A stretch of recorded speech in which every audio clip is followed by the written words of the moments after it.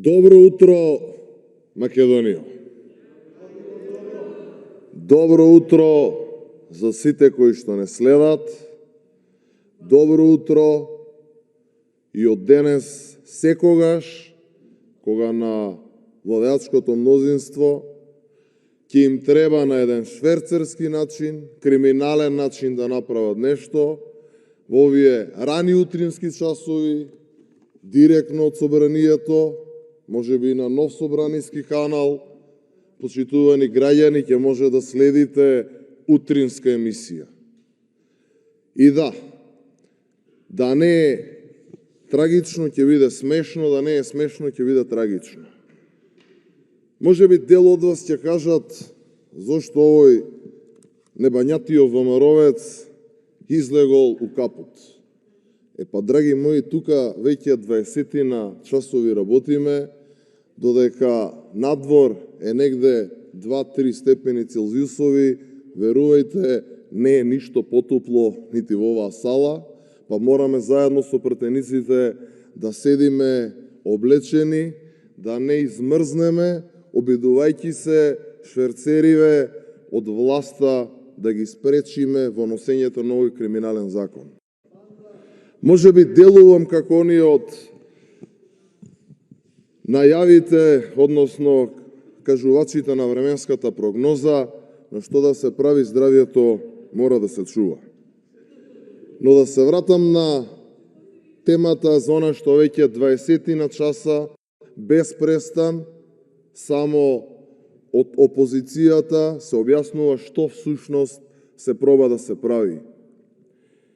Ќе се вратам на самиот почеток за да ви ја доловам генезата на целата оваа небулоза кој што владеачкото мнозинство се обидува да го направи. Гама е формирана 1987 година, кога ова собрание се уште било собрание на Социјалистичка република Македонија. Во тој момент, кога е формирана Гама, е формирана со учество на два државни субјекти. Односно, што се случува?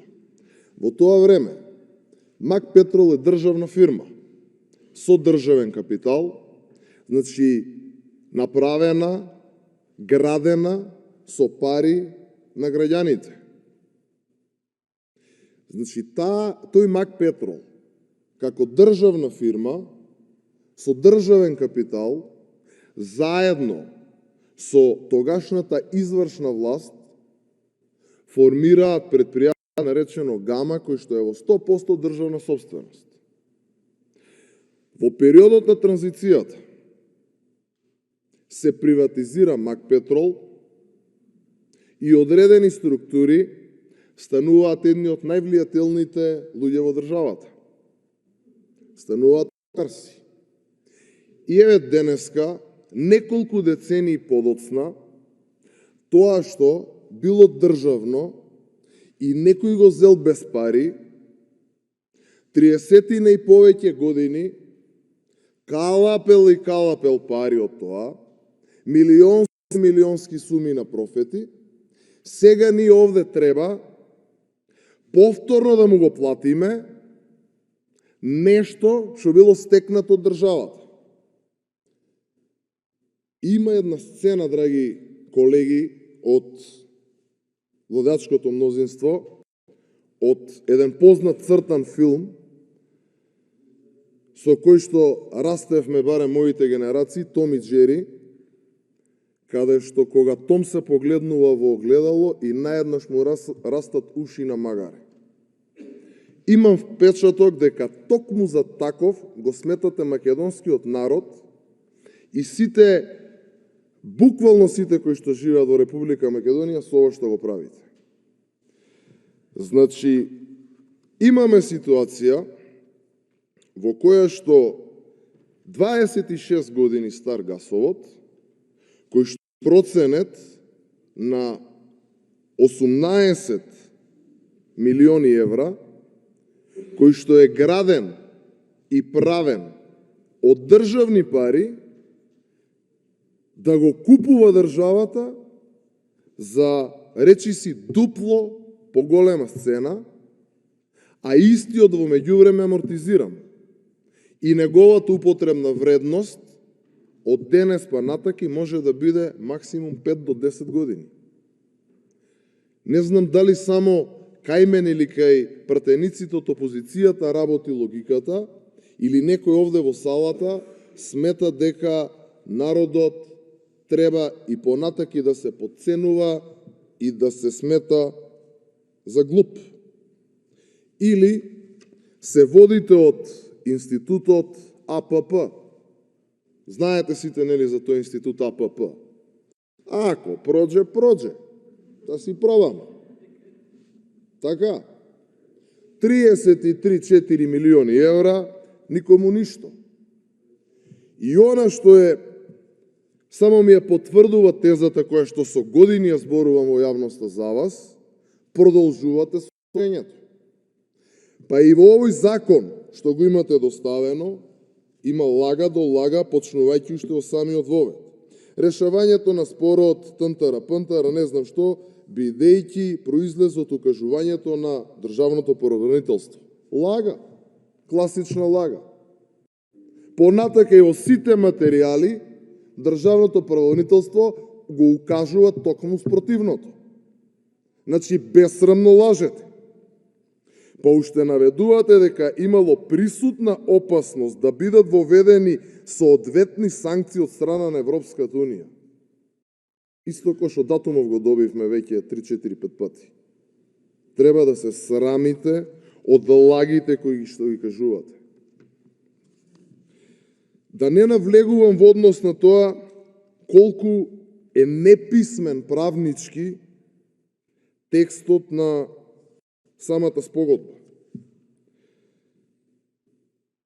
Велите, договорните страни во член 4 се обврзуваат веднаш по подпишувањето на оваа спогодба да го известат судот за одрекувањето од тужбите и тужбените барања и согласноста за одрекување и откажување согласно член, зашто судот ќе донесе формални решенија со клаузула за правосилност извр.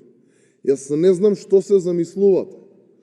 Кои сте вие да му кажувате на судот каква одлука да донесе? Што мислите, дека сте богови? Заборавате дека сето ова е пролазно? Разбирате каква штета и правите на државата? Или не разбирате? Колку е контрадикторен самиот закон? Во член 1, алинеа 1, став 1, алинеа 1, тоест 2, велите дека на акционерот акцијата е со номинална вредност од 18,8 милиони евра. За само понатаму во членот 5 да кажете дека на МАК Петрол ќе му се исплатат 32,7 милиони евра. Види мајката. Па до толку соди оваа спогодба понатаки да како дополнителни обврски се превземаат и истата треба да биде подпишана од старателите. Тоа што државното правобранителство ви укажува за тоа како треба да се водела постапката, за тоа не ви е гајле. Значи, самото правобранителство уште во 2019 година укажува дека пред да се преземат било какви действија на преговарање за склучување на евентуална спогодба, ова собрание треба да ви даде согласност. Таквата согласност ја немате, се што сте преговарале е ништовно, за тоа што сте немале право да го правите тоа.